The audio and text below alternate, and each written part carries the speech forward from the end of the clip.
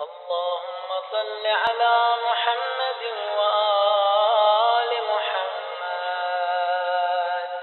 اللهم اجعل صيامي فيه صيام الصائمين،